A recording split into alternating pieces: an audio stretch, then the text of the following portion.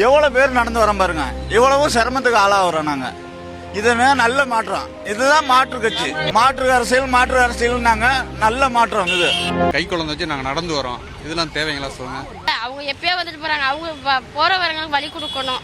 அதை விட்டுட்டு இதெல்லாம் பண்ணக்கூடாது. டிஎம்கே ஆட்சியில அப்படி கிடையாது, ரொம்ப இது பண்றாங்க. வணக்கம் சிஎம் சார். திருச்சி மக்கள்லாம் உங்களால் ரொம்ப ஹாப்பியா இருக்காங்க போல. சாயங்காலம் 4 மணிக்கு வர வேண்டிய ப்ரோக்ராமுக்கு காலையில் 9 மணிலேருந்து ஒரு பிளாக் போட்டீங்க. அதுவும் சமயபுரம் சைட்லேருந்து வரவங்க எல்லாத்தையுமே மாமல்லச்சாலையில் இறக்கி விட்டுறாங்க. ஒரையூர்லேருந்து போறவங்க எல்லாத்தையுமே சாலை ரோட்ல இறக்கி விட்டுறாங்க. அங்கிட்டு கரூர்லேருந்து வரவங்க எல்லாத்தையுமே குடமுறியில இறக்கி விட்டுறாங்க. மதுரை சென்னை பைபாஸ் பயன்படுத்துறவங்க எல்லாத்தையுமே மணப்பாறையில் டைவர்ட் பண்ணி விட்டுறீங்க. ஸோ வந்துட்டு திருச்சி சத்திரம் பஸ் ஸ்டாண்டே முடக்கி வச்சிருக்கீங்க இன்னைக்கு காலையில இருந்து இப்போ வரையும். மக்கள்லாம் ரொம்ப பாவம் சார், ரொம்ப அவதிப்படுறாங்க. அதாவது நீங்க சாயங்காலம் 4 மணிக்கு பேச போற ஒரு விஷயத்துக்காக காலையில் 9 மணிலேருந்து மக்களை போட்டு அஃபெக்ட் பண்ணிட்டு இருக்கீங்க.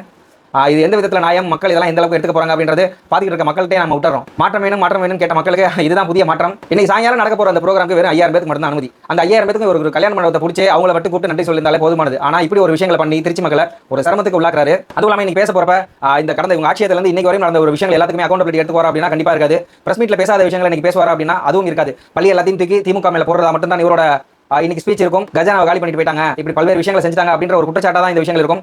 இன்னைக்கு நடக்க போற ஈவெண்ட் வந்து ஒரு நன்றி தெரிவிக்கதா இல்லாம கிழக்கு தொகுதியில இடைத்தேர்தல் வரப்போது அதுக்கான ஒரு அச்சாரமா தான் இன்னைக்கு நடக்க போற ஈவெண்ட் இருக்கும். இன்னைக்கு நடக்க போற அந்த மீட்டிங்ல கண்டிப்பா இவங்களோட எம்எல்ஏஸ் மினிஸ்டர்ஸ் பண்ற அந்த மாதிரி விஷயங்கள் பத்தி ஏதாவது ஒரு இடத்துல பேசுவாரான்றதையும் மக்கள் எதிர்பார்த்து தான் இருக்காங்க. முறுக்கு என்ன வேலை, முறுக்கோட மேனுஃபேக்சரிங் டேட்டா இன்னைக்கு தயாரிச்சது அப்படின்ற கேட்கிற அமைச்சராகட்டும், நீ சாப்பிட்டியா நான் சாப்பிடல அப்படின்னு சொல்ற அமைச்சராகட்டும், கல்குவாரிக்கு ரைடு போறப்ப ட்ரோன் ஷாட்லாம் விட்டு ஒரு சினிமாட்டிக்கா எடுக்கிற அமைச்சராகட்டும், ஸோ இப்படிப்பட்ட அமைச்சர்களாகட்டும், பொதுமக்களை வந்துட்டு தரத்தாழ்ந்து பேச எம்எல்ஏஸ் ஆகட்டும், இதெல்லாம் பத்தி பேசுவான்னு பார்த்தா கண்டிப்பா இருக்காது. எப்படியா இருந்தாலும் பழைய தூக்கி கடந்த ஆட்சியாளர்கள் மேல போறதா மட்டும் தான் இருக்கும். சார் நீங்க வாங்க நன்றி தெரிவிங்க வேணான்னு யாருமே சொல்லல.